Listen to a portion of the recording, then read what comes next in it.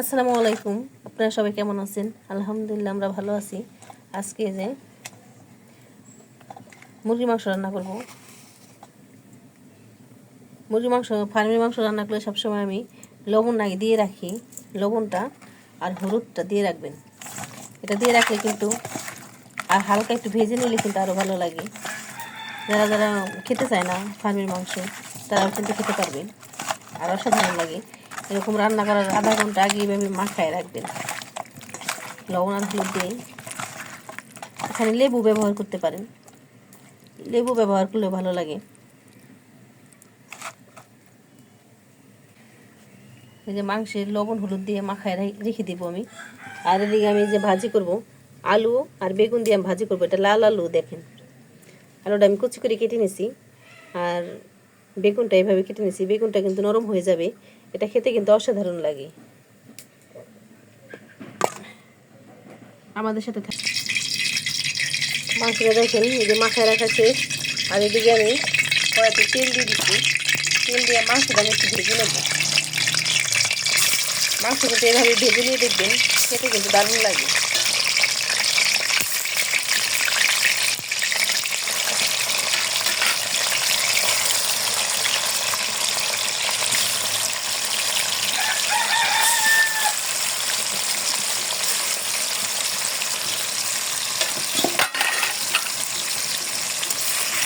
এভাবে দিয়ে মাংসটা আমি একটু লাল লাল করে ভেজে নেব।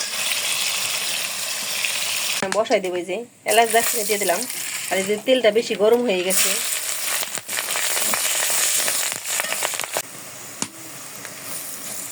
পেঁয়াজটা আমি যে ভালো মতো একটু ভেজে নেব। পেঁয়াজটা ভেজে একটু পানি দিয়েছি, আর এই যে আদা রসুন পেস্ট দিয়ে দিলাম।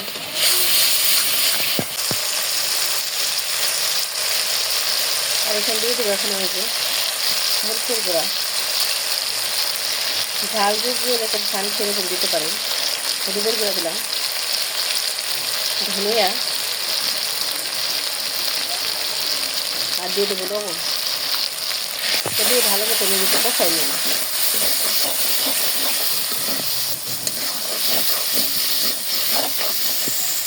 দেখেন যে মশলাটা কষানো হয়ে গেছে, মশলা থেকে তেল উঠে গেছে। আর যখন মাংসটা দিয়ে দেবো, মাংসটা কিন্তু আগেই ভেজে নিচ্ছি। আর মশলাটা যত কষাবেন ততই কিন্তু ভালো লাগবে মাংসটা। এখন পানি দেবো না, পানি না দিয়ে আমি একটু ভালো মতো কষাই নেব।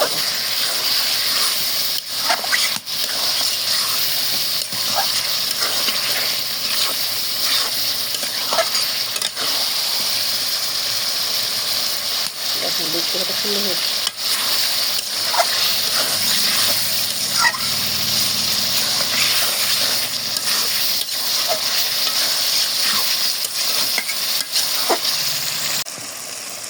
দেখেন মাংসটা কেমন কষানো হয়ে গেছে।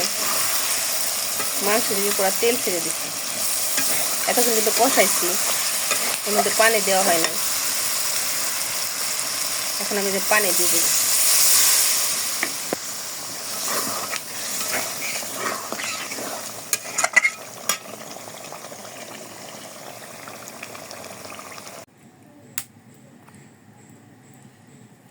দেখেন আমার মাংস রান্না শেষ। আর এখন আমার এই যে জিরার গুঁড়া দিয়ে দেবো, ভাজা জিরার গুঁড়া।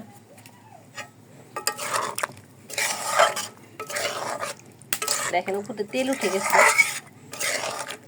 এটা খেতে কিন্তু অসাধারণ লাগে। আপনারা পরোটা দিয়েও খেতে পারেন, ভাত দিয়ে খেতে পারেন, খিচুড়ি দিয়ে খেতে ভালো লাগবে।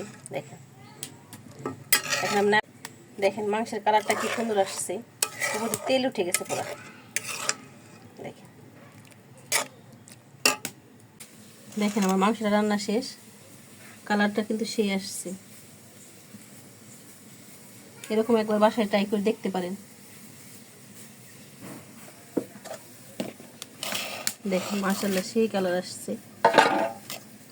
আর এখন এই যে আমি ভাজিটা বসাই দিব। কড়াইতে তেল দিয়ে দিছি, এখন দিয়ে দেবো পেঁয়াজ মরিচ। এই ভাজিটাও কিন্তু ভালো লাগে।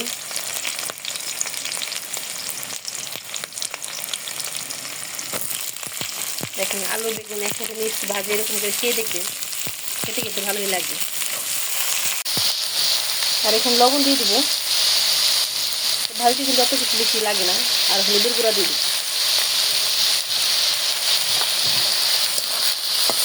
এই ভাজিটা কিন্তু খেতে ভালো লাগে, আমরা রুটি দিয়েও মাঝে মাঝে খাই, রুটি দিয়ে কিন্তু ভালো লাগে, এমনি ভালো লাগে।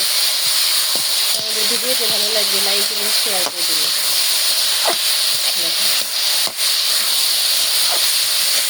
এখন আমি সুন্দর করে ভাজিটা করে নেব।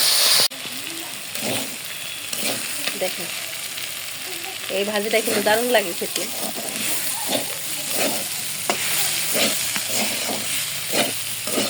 ভাজিটা এখন আমি নামিয়ে নেব।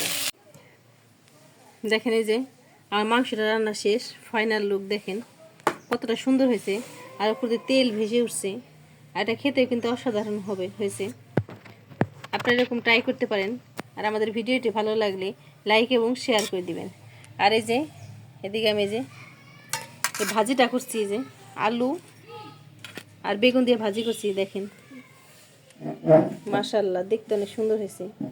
এই ভাজিটাও কিন্তু খেতে অসাধারণ।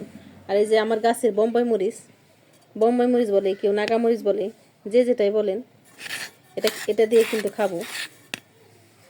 দেখেন।